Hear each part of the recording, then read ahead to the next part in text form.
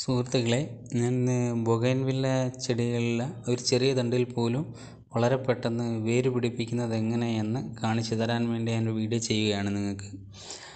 നമ്മൾ ആദ്യമായിട്ട് ചെയ്യേണ്ടതെന്ന് പറഞ്ഞു കഴിഞ്ഞാൽ 1 ലിറ്ററിൻ്റെ ഒരു ബോട്ടിൽ എടുക്കുക. ഞാൻ 1 ലിറ്ററിൻ്റെ ബോട്ടിലാണ് എടുക്കുന്നത്. നിങ്ങൾക്ക് ഇഷ്ടമുള്ള ബോട്ടിലുകൾ എടുക്കാം.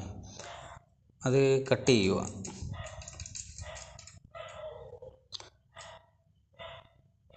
രണ്ടായിട്ട് മുറിച്ചതിന് ശേഷം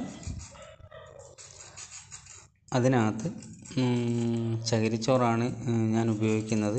ചകിരിച്ചോറ് ഡയറക്റ്റ് അല്ല, അതായത് ചകിരിച്ചോറ് ഇപ്പോൾ തൊണ്ടിയിൽ നിന്ന് ചകിരിച്ചോറ് എടുത്തതിന് ശേഷം ഡയറക്റ്റ് അങ്ങ് ഉപയോഗിക്കുകയല്ല.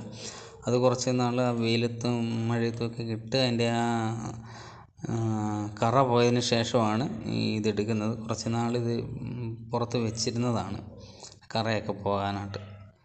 അതിനുശേഷം ഇതുപോലെ ഒരു കപ്പ് എടുക്കുക. ഈ കപ്പിനകത്താണ് ഞാൻ ചെയ്യുന്നത്.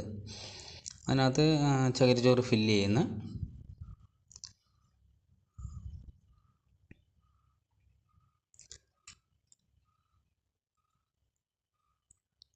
നമ്മുടെ കൈവിരലുകൊണ്ട് അതൊന്ന് പതുക്കി ചെറുതായിട്ട് ഒന്ന് അമക്കി കൊടുക്കണം. ഈ അമക്കിയ ഭാഗത്ത് വീണ്ടും ഗ്യാപ്പ് വരുന്നിടത്ത് കുറച്ചും കൂടെ ചകിരിച്ചോറ് ഇട്ട് പിന്നെ തറയിലൊന്ന് അടിച്ചൊന്ന് അമക്കി. ഈ തണ്ടാണ് ഞാൻ വേര് പിടിപ്പിക്കാനായിട്ട് ഉദ്ദേശിക്കുന്നത്.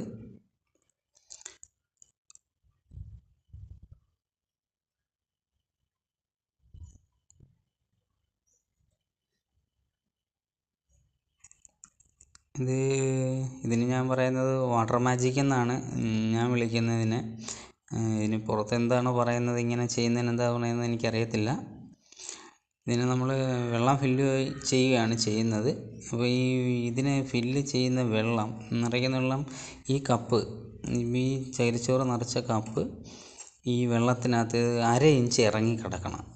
ഈ 1/2 ഇഞ്ച് എന്നുള്ള കണക്ക് വളരെ ഷാർപ്പാണ്. അതൊരു കാരണവശാലും കൂടാനും കുറയാനും പാടില്ല.